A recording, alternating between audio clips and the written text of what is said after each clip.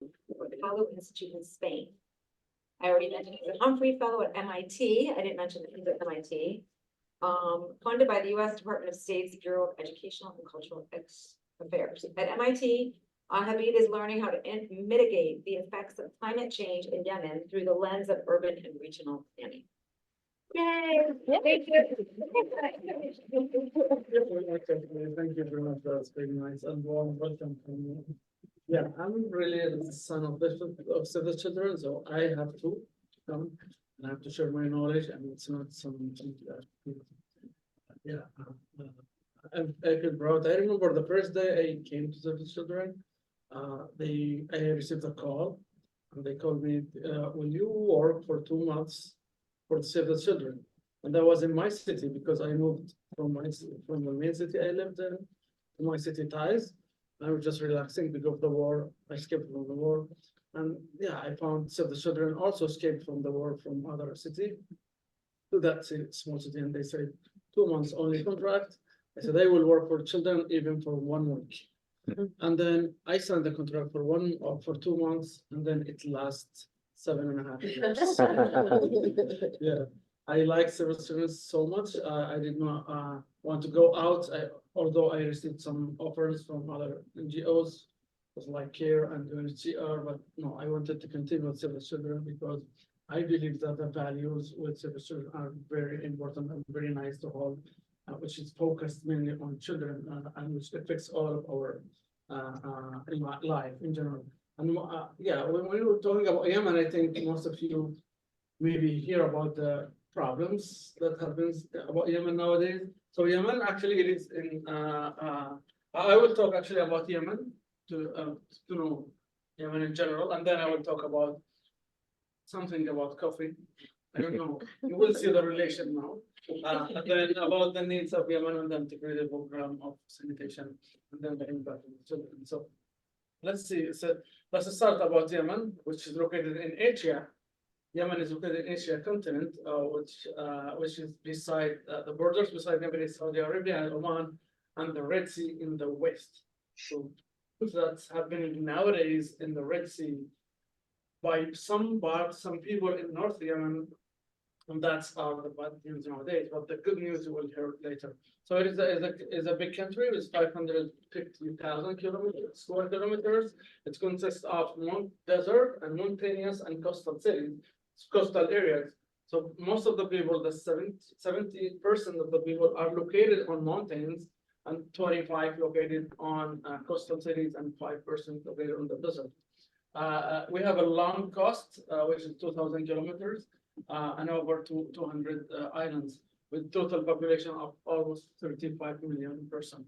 So one fact about Yemen, before I start to explain about the country and the cities, I will ask you a question. Maybe I ask Morgan before that, please don't answer the question.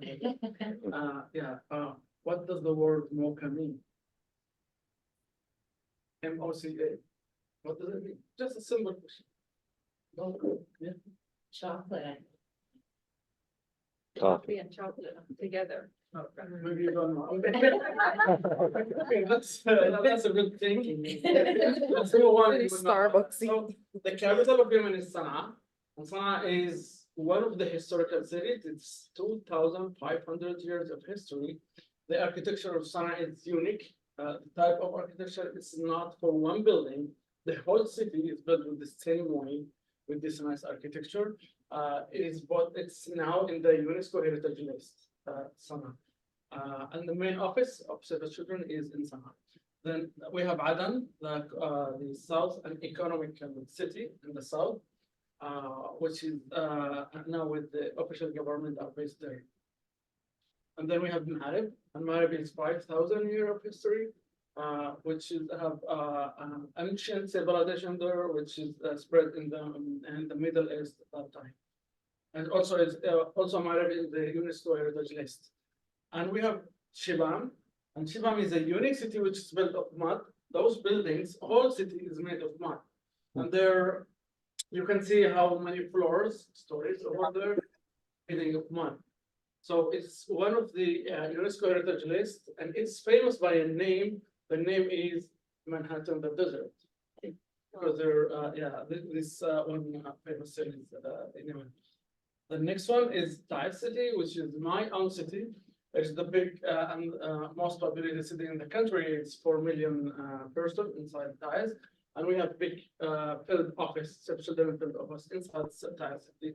And the other fact is the city is divided by front line. So both parties are, fighting inside the city. So some of it in, with the DFA authorities, and the southern part is with IRG, which is internationally recognized government.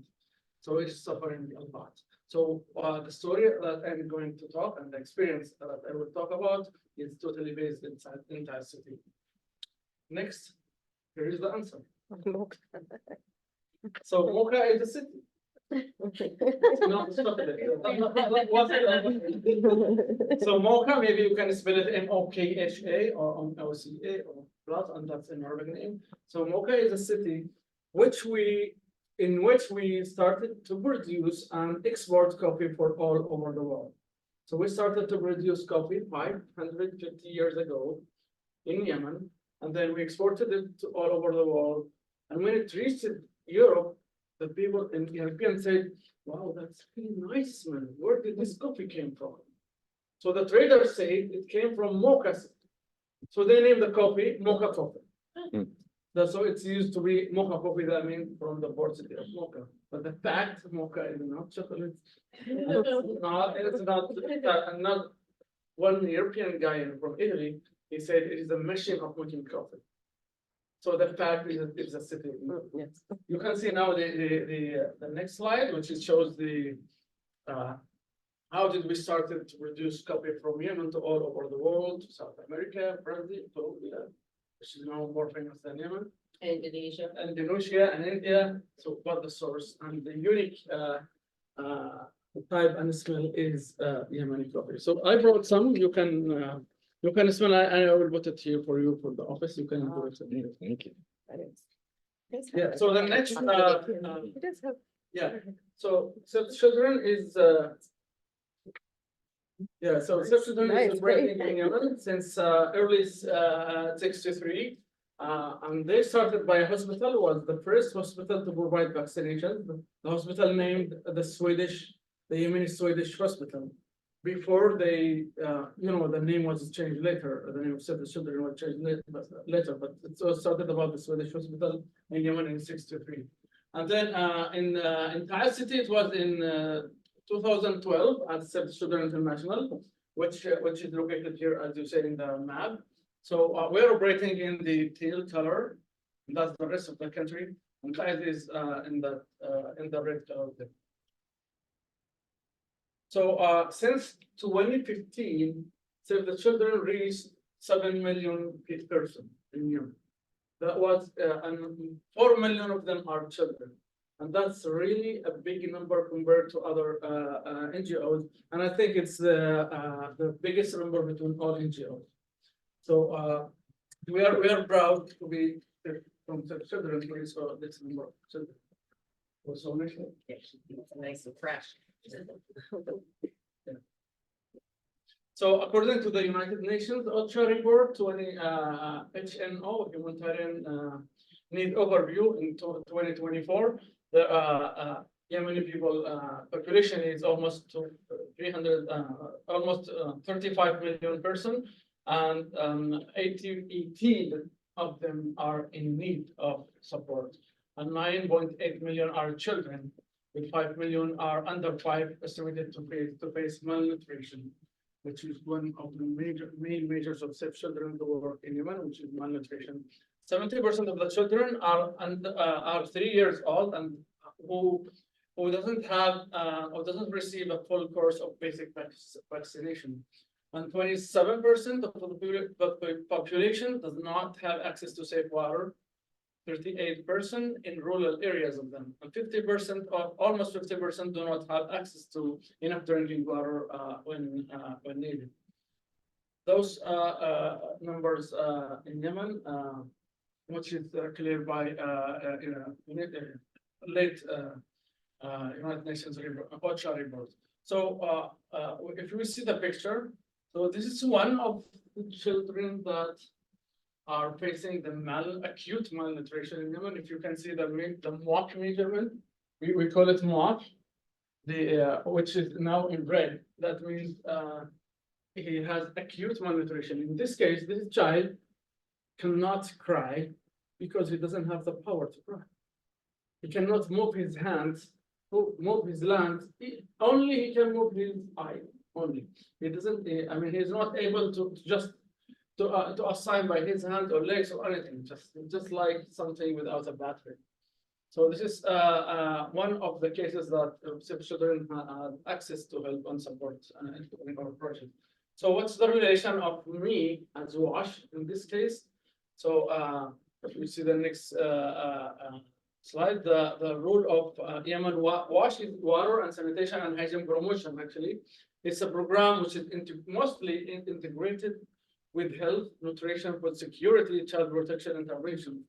So for me, actually, I have always worked with integration projects since I started in 2015, because integration projects provide the best type of impact for communities, because you can solve the problem if you have those integration together at the same time. So what's the relation of WASH with the integration? You can see the next slide, which is the WASH is intervention is actually we are targeting the displaced person and host communities with rehabilitation of water and sanitation facilities in health clinics, in schools and community centers and water scheme. If the health facility is not prepared, not clean, doesn't have water, how can we support children who are coming and with their moms and with their other children who are coming to the health facility? So WASH is providing support for the health facility to provide a good environment and healthy environment to finish our intervention. So when we support one community by providing water, we have to put some conditions that or criteria, let's say. One of them is the community has to support the project by providing their time and providing land. When we are providing solar system, they have to provide the land, which must be authorized by the local authority and what must be approved by the court to be an asset for the project. With then we put the solar system in this land, both of them will be an asset for the project. And the other criteria is that we want to use solar system and green energy. We don't want to use any fossil fuel anymore. So if they are willing for those conditions, we can start our intervention.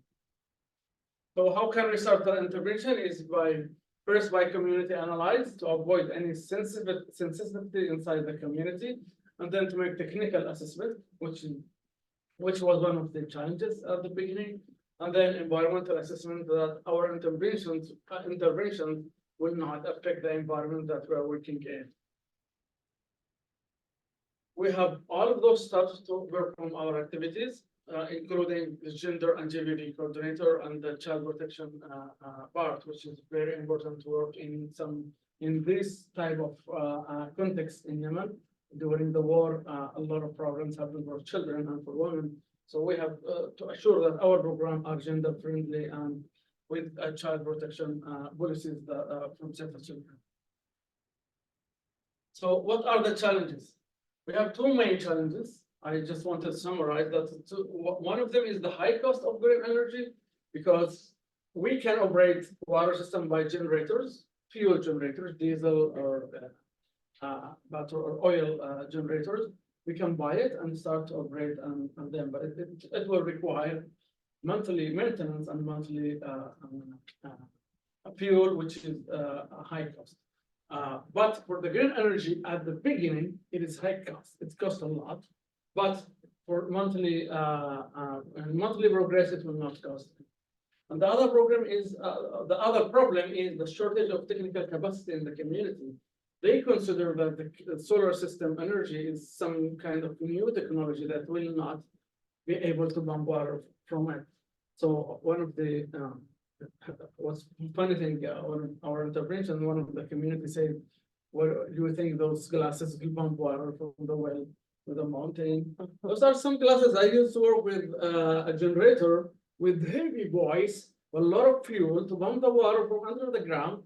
200 meters under the ground to the above of the mountain, 100 meters above. That means 1,000 feet. How can the glasses bomb this well?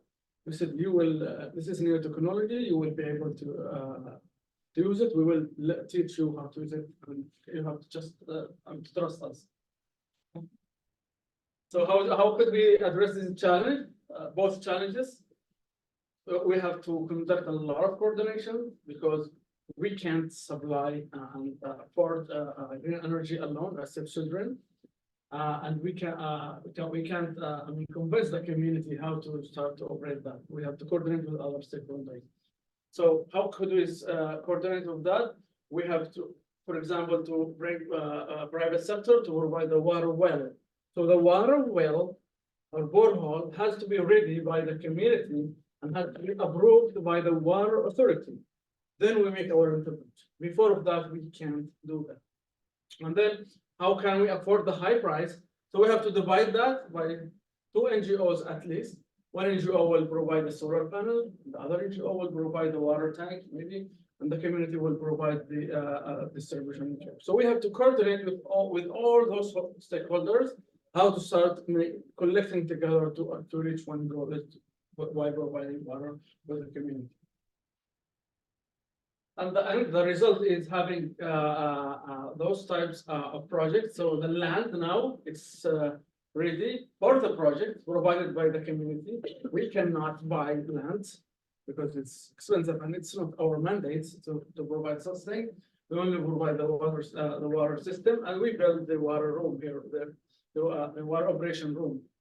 And then all of them become the community assets.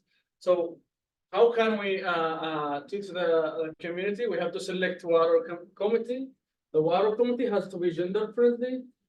7 persons, 4 of them are men and 3 are women. We have to coordinate with the local authority to teach them how to operate the water system. So it's really rare in Yemen to have women managing water projects. Their responsibility to bring water, not to manage the water. Yes, yes. And that's really awful thing. That's really awful thing. You know, in some communities, the woman started in the early morning to bring water, and then to go back to take care of children and livestock, and then the land, and the night she goes back to bring water again. So the whole day is suffering. Whenever we ask for a woman to train how to manage the water, they say they are busy, they are not free. Oh, they're busy in what? They're busy in bringing water. Yeah. So we need them to teach them how to maintain water. Yeah. So we had to coordinate with the community and to use one of the Safe Children as woman staff. She goes to the community and she asks about one motivated girl who are well respected by the community and who is wise and clever. So we have to include in our water project committee. So the next, if you can see, we have almost 30 to 50% from them are women. And to tell you the truth, I'm not just saying for women. Women who are operating water projects are most successful and sustainable than those who are operated by men. I don't know why, but I'm sure that because of they are afraid to go back to fetch water, but they just take care about that. And I remember my grandmom in my own community, she prepares the water fees of the project each month. It's clear and put it there. So this is for the water. Don't touch it, my son. Don't touch this. So she takes care about that every month. So yeah, this is just an example of my family. But in the community, women are successful in operating water system because they believe in sustainability more than men. So we have to use also men in hygiene promotion. It's not enough to provide water to the community. We have to how to avoid cholera and diarrhea and malnutrition and other diseases. So we have to train women. Almost 70% of the hygiene promotion and health volunteers are from women because they have to engage with families inside homes. They have to go through to all houses to teach them about the hygiene promotion aspects, hand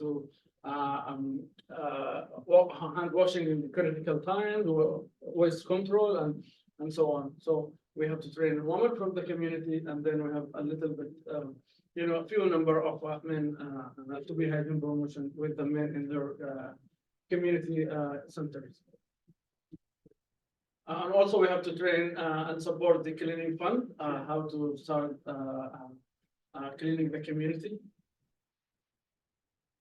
Yeah, we also have to finish all that work, we always receive some regional leadership, to monitor our work, to address challenges and to provide some technical support, because at the beginning, as I said, it was difficult to operate solar system in a country that this technology is considered to be totally new and people cannot trust it. So we have to learn from other offices, from Save Children and from other NGOs, how to start operating some kind of project. So we used to receive many regional visits.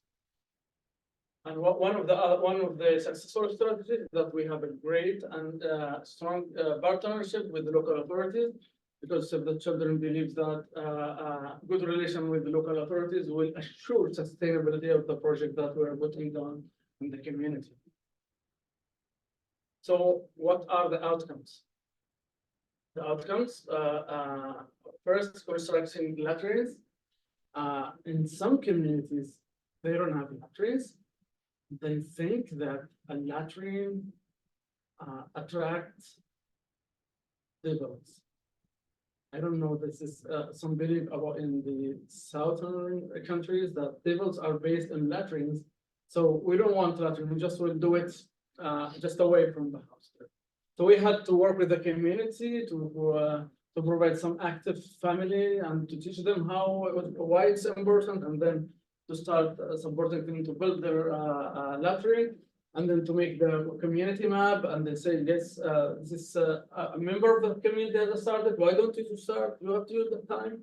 We still have only 3 months, so it's just like convince the people with long-term process, so they can support the project and start in construction of their own latrine.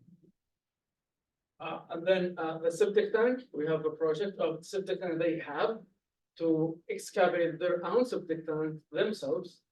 Men and women together, with one family. Women are supporting men in making the septic tank by cash for work project. Women now here, instead of fetching water with a big bottle of water, 20 liters of water, now she's taking a very small kit, and she's very happy to talk with Children officer that instead of bringing water, the water is in home already, and now thank you for this hygiene promotion things, this hygiene kit.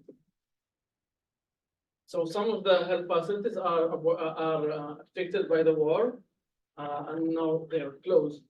They were closed actually because it's some gun shelling of the health facilities. So we have to make a rehabilitation of the health facilities to provide a safe place for sanitation inside the health facilities. And here it is. We could pump water from those pieces of glasses. To here, and the operator, he told me, he said, I used to be beside the generator for the last 30 years, hearing the voice of the generator, noisy and pumping water. Now you pump water by one touch by the solar system. I said, yes, this is only one touch. They said, oh, that's great. I can now hear the voice of birds outside. Well, it was noisy, I couldn't hear anything. Now I can't hear anything. Wow. Yeah, we told him this is the new technology. You have just to monitor the panel, the electrical panel. How can it pump water? Because it depends on the sun flow. So it's easy. So we trained them, and they were very happy to use solar technology. So also girls are very happy because it's so close to bring the water. It's not, that far away. They used to go for 2 hours, 1 hour to go to fetch water, and other hour to come back to home. And that they lose other time to go to school or to take care of the family. So what are the challenges? The challenges, we have some challenges. One of them is the shortage of data from local authorities. Local authorities, because of the war, they lost their offices and buildings and equipment also. We used to meet them in the cafeteria inside downtown, just to meet with them and sign papers. They didn't use any specific place. So they also don't have any resources to manage or monitor the water projects. And that was a problem for us. So we couldn't meet them regularly to operate and to finish our work. So we had to cooperate with other NGOs, as I will explain in the lesson later. So other problem is the water supply project are in front lines. We have one of the famous projects in the entire city, which is named President John Kennedy Water Project, which is based in that city, which is now in 1960s, which was brought from Vietnam. I still remember the water tanks is written the American Army in Vietnam in 1950. Then they bring it back from Vietnam to Yemen to Tire City. And that project was working since 60s and 1960s until 2015 when the war started. That project is in front line, so now it's not working anymore. And this is one challenge because we cannot access to the water sources to make assessment. Neither us, Save Children or UNICEF or also maybe the water cluster or any other NGO or local authorities, they cannot access. And this is really a problem of having lack of access to some water projects. And also we have another problem, which is the reducing fund of Yemen because of the global problems. One of them, when Afghanistan happened, the problem there, so they say Yemen, it's not the priority anymore. Then when Ukraine came again, the problem of Ukraine came again, there was a problem. So we shortage of funding for Yemen, although the problem is still continuing. So as lesson learned, the first and most important lesson learned is integrated project. So when we are working in integrated project, wash, health, nutrition, FSL, food security, I mean, and child protection, the impact is greater, and the respect and the local authorities acceptance is more than that. And the other lesson learned is strengthening local authorities is a positive impact. As I said, we used to find them in cafeterias, but we started to make a solution for that. We coordinate with other NGOs to implement their to provide an office, to rent an office and providing them with furniture, with laptops and printers, so they can be based on their office that we provide them, so we can meet them anytime. And also their employees who were escaped, who were go to another city, they came back to that city to work because they have an office to work. So and that was because of the support. And the other lesson learned is the regular visit by SMTs for sectors. It's supporting the staff and providing them with lesson learned and providing them with some consultancy and advisory and some technical new things that they know. So the capacity building of the staff has increased a lot. And also the training for the staff was one of the most important things to increase capacity. For example, I have the BMM, I have to take the BMM course and I have to be certified. And that now is considered to be a criteria for any higher position to have such kind of training, which is really very important. So one of the result of our interventions is like this. We can operate it.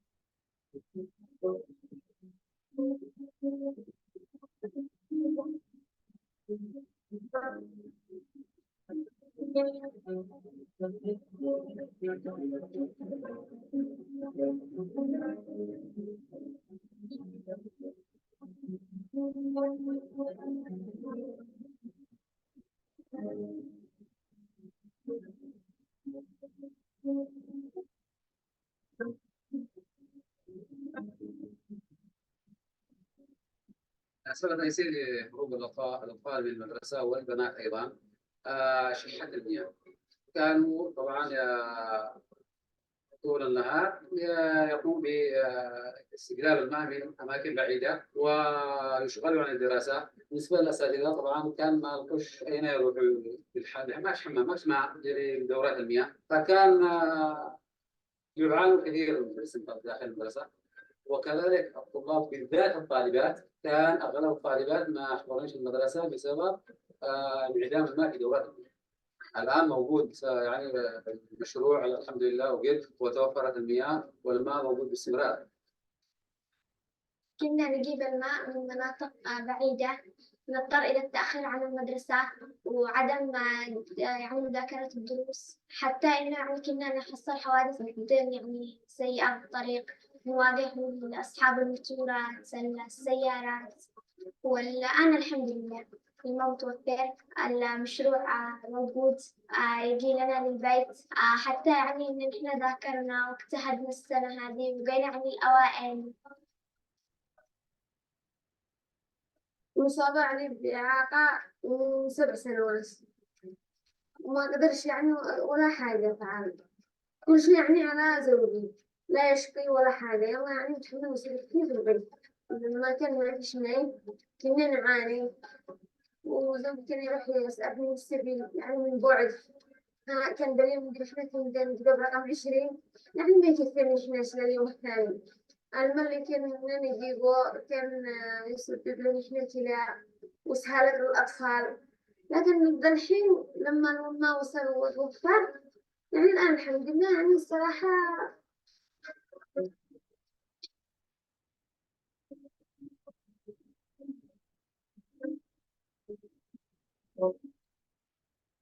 لأنه كان في معنا هنا عزلة الأنبو وأكثر الحالات المترددة منه، لأنه كان عندهم حالات مستوى أول مستوى ثاني، وكان الحالات يعني مفصلة وفي ضيق على نسبة العمل أثناء العمل بسبب الإسهالات، لأن خدماتهم قلت المشروع ما فيش كان يستخدمون الآبار والحاجات كذا اللي في بيئة مياه راكدة تسبب الإسهالات. والحمد لله بعد إنجاز المشروع على المياه قلت الإسهالات. أنا أقول لك إنه مثلا كان عندنا 10% من الإسهالات من عزلة الأنبو، الآن 2% يعني عاد نادرا يعني حتى مش 2%. الحمد لله هذه كان أكبر إنجاز صراحة المشروع عنا في عزلة الأنبو. إدارة المشروع تتكون من 6 أفراد، كادر نسائي 3 نسوان و3 رجال. نحن واجهنا تدريب أولا من رعاية الأطفال الذي يحثنا على الأعمال الصحيحة والأعمال الذي هي يعني من تنظيفات من حاجات اللي تحن على أمور ما كانتش موجودة يعني بأذهاننا، على الكلورة، على نقاء الماء، على سير الشبكة، تدمر الشبكة، يعني صحة الشبكة كيف يصل لك الماء على نقاوته، كيف يعني احنا يعني درسنا على صيانة الخطوط، على صيانة الخزانات، نظافة الخزانات، نظافة الشبكة، نظافة جميع الأمور، إيصال ماء نقي.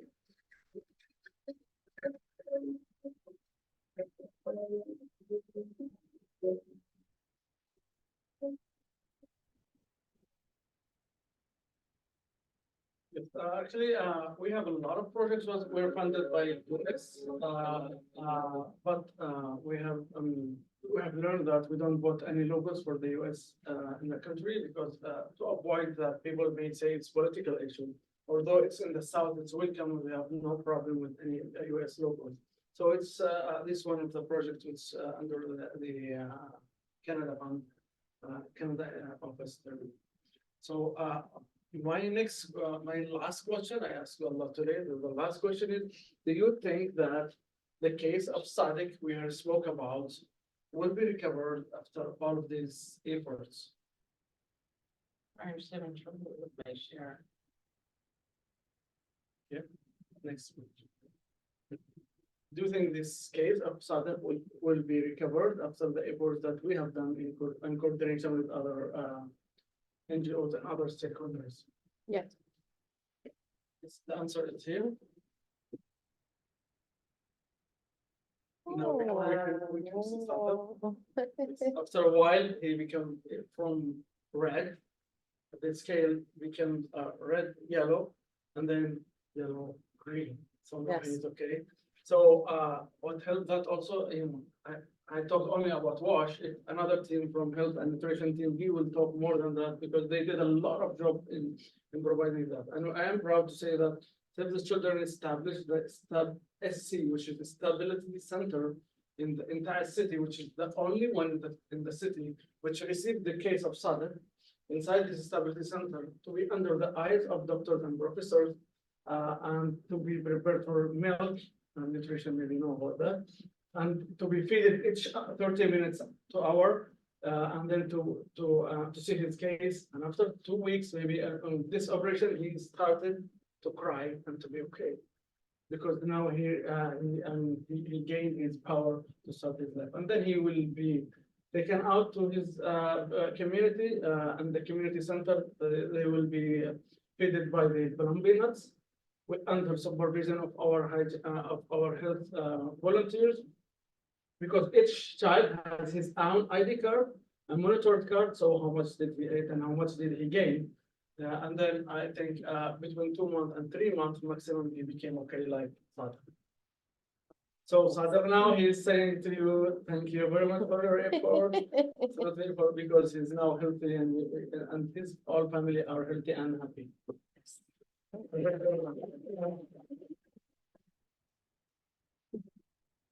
Thank you. Any question? Great, thanks, Habib. Yeah. That was wonderful. Yes. Does anyone have any questions? I know we have people on the phone too, on the line. The team. How many water sort of sanitation in Yemen were there? Is it just? You mean, yeah, actually in cities, About. in urban areas, we have only one water system that I talk about. Yep. Actually now, I mean, it's not. Right. But in rural areas, it depends on communities. Each community, they have their own water system, or they have their own water source, they go to the water source to bring the water every day. So there are a lot of projects. So we are working on health facility, and around the health facility water system, we have to rehabilitate them. Is that your question, Sarah? How many of him are? Like Save the Children's, like, is that How in many Yemen? offices in Yemen? No. How many water projects did we? Yeah. Oh, there are a lot. I don't have the number. There are a lot because for There are. the last 7.5 years, I think over 100. Okay, that's what I was trying to get at. Yeah. Sorry. We did a Yeah. lot. Okay. So it's only one example. Yeah, yeah. I was like, I think there's more than one, but okay. No, it's just an example, yeah. There are a lot of. No, but that's an amazing number. Yeah. Let's just we'll go back and forth. Is anyone on the Zoom that has a question? Or you can keep thinking about it and we'll take Kate's question in the meantime. Okay, Kate, go ahead. Those water projects were the majority of them powered by solar. I know you said it's costly. You showed us an example of one. Do you kind of across the portfolio of the different water pumps, how much would you say is solar versus diesel? Nowadays, Yeah. yeah, actually, when we started late in solar system, it wasn't from 2015 because the technology wasn't that trustful technology because the people are not educated. So no water system in Thais in 2015, no water system was operated in Thais government. Then after that, not only Save the Children, many NGOs started to operate water project. Now, I think there are 25% of the projects are 100% water system operated. The other type, they are hybrid because the peak demand of the water requires to have a generator to be operated at night because we don't have batteries in the water system, in the solar Right. system. We just pump during the sun. And then instead of storing batteries for the water pump, we store water. So we construct more tanks to pump water during the whole day. And then we distribute the water to the community. So some projects, this project actually is hybrid. We just reserve their generator just to make it back up if there is something wrong, or you can just switch the panel and operate it directly. So the local authorities, they think they have a plan to have 50% of all TIES projects by 2030 to be 100% green energy. And you mentioned the stakeholders on one of your slides with, you said that in the first area of like the water tank infrastructure, that's privately funded. Is that privately funded within the country or from international, like, are there local water companies that are doing that work, or do you have to bring in international? Actually, I remember the private one, which is not the tank was by another NGO. But the participation of the private sector was the underground well. Because the underground well is so expensive and so complicated, and it's not Save the Children mandate or any international NGO mandate to make digging of water well. So one of the conditions is if they have their own water well ready and approved by the local authorities, we can start our intervention. So this is a participation of the community. But when we don't have enough budget, we have coordinated with other NGO to provide either the water network pipes or another water tank, or maybe a part of water meters in homes, and maybe water tanks inside the home level. So we have to coordinate to address the problem of high costs. I think Grace online has a question. Go ahead, Grace.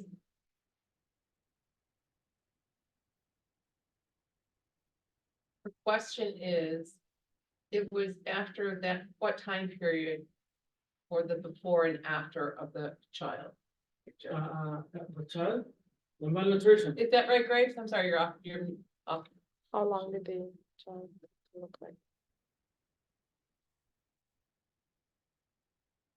Yeah, I think that was the question. The time From period. the time that the child was identified as being malnourished to the time that it was. Yeah, it's between 2 months and 3 months. Oh, that's 3 years. Yeah, and this requires monitoring, and because we don't want his health to collapse. So the health team are doing a good job in this. What's the sustainability plan as part of this strategy? So I know you said, you have people that teach the community members how to do maintenance and what have you.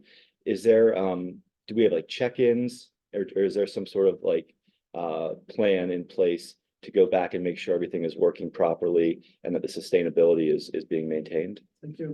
That's a really good question.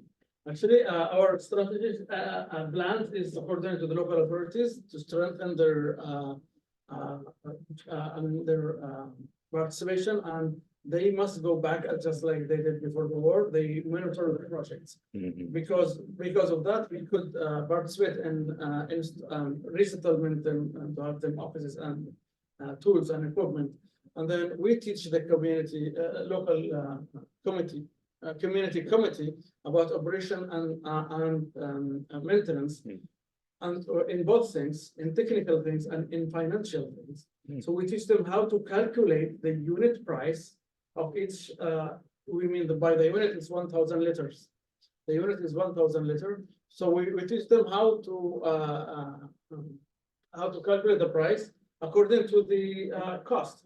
The cost, which is the salaries, some maintenance, some pipings, plumbing pipings or so. So they can calculate that, and then they started to have money from the community who can monitor that.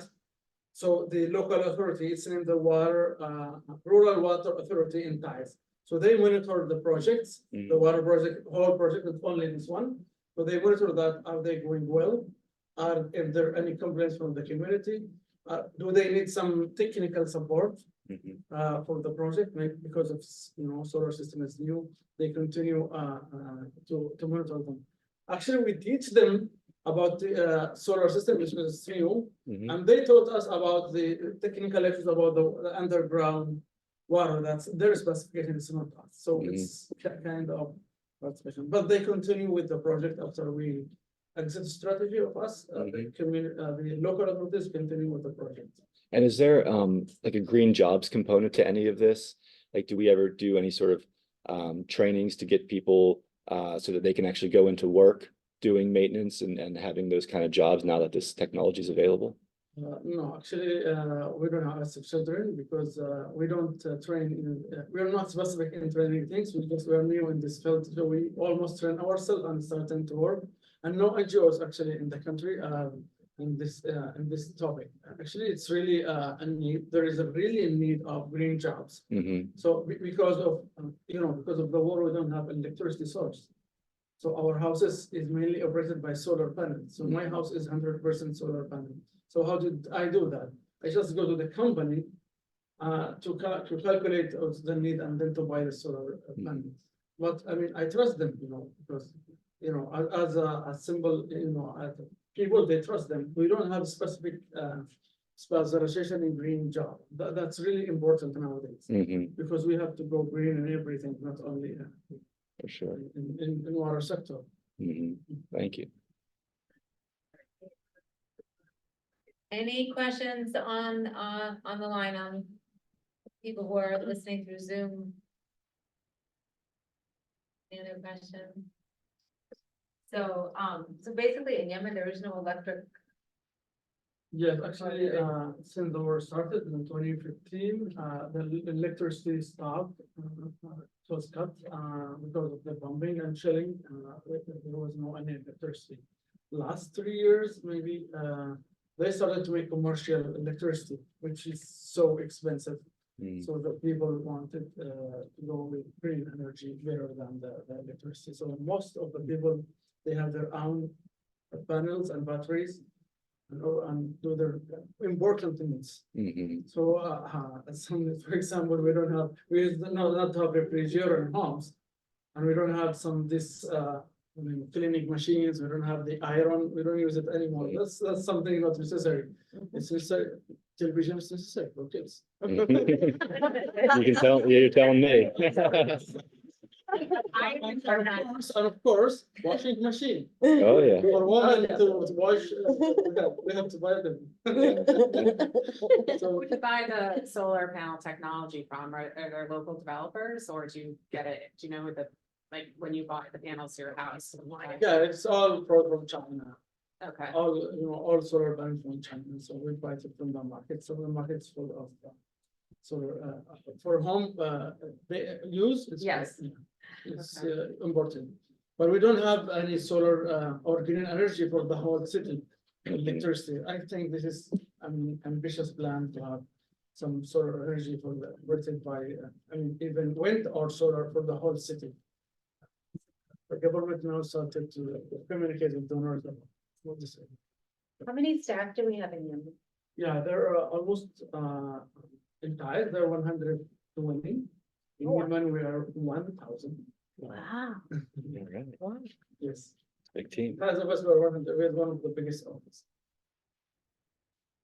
There are so many great projects, the hygiene, obviously the water, the hygiene kits, the, repairing of healthcare centers. I'm curious to know, in addition to Canada, what were those supported public funding or private funding or both, or how would they support? Just, you have a whole. No, it's mostly of institutional fundings. So Canada, it's Foreign Affairs Ministry of Canada. And we have the ECO, and we have the International Development of Japan.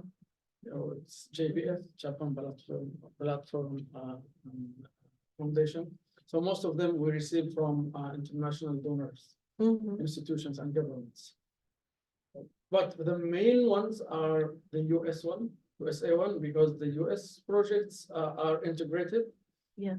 I mainly, actually, I want to admit that I started to learn about humanitarian when I work with integration projects. So I have to understand how it's going on with nutrition and health and food security, and what's the relationship between wash and other sectors. So the only donor who is providing all sectors, 5 sectors, is the US, SCUS, who are providing this. And this is one good lesson learned. and you felt the effect of Ukraine and Afghanistan, and, in terms of levels of We funding. talked about that because of the reduce of the funding. Yeah, we used to have 5 governorate cities to be funded by US projects. Now there are only 3. And then the Canadian fund, this is the first year. I've been I mean, informed by my friends back home, they said the Canadian government will not work anymore. I started to know the government, the Canadian project since 2015, since I started working with the children. But the 23 was the last year, unfortunately. And So that was now it. what? Now what? So- Now what? Now what? Who's gonna replace Canada? Okay, no, it's really a problem. So they are trying to manage, the country office trying to manage funds and with the available budget. So some staff, I think they had to resign and go. Yeah, so they have to, because they have to reduce the operations. Will you go back to Save the Children, you think, or you're not sure? I don't think so. Yeah, it's not 8 years.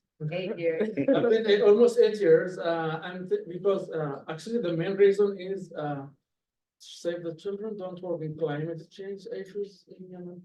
It's not only Save the Children, no, not any other donor. They are only focusing in humanitarian interventions. So I want to focus on climate change issues, even in urban planning adaptation or in decarbonization or in green energy. Yeah, I would try to find any NGO working in the same thing. I don't know if Save Children is operating such thing in another field office in the world. I don't Yeah. know. They are, yeah, we are doing, I think, something that might be of interest to you is anticipatory action. Because it's like our nexus of humanitarian and climate change. I don't know that they're doing it in Yemen though, No, because it's probably not enough, no funding there. But that's one area where there's some overlap, so. That's nice to have climate change and humanitarian. That's very. Yeah. But because of that, we don't have, I said I will not be back because I may not be back because we don't have such thing.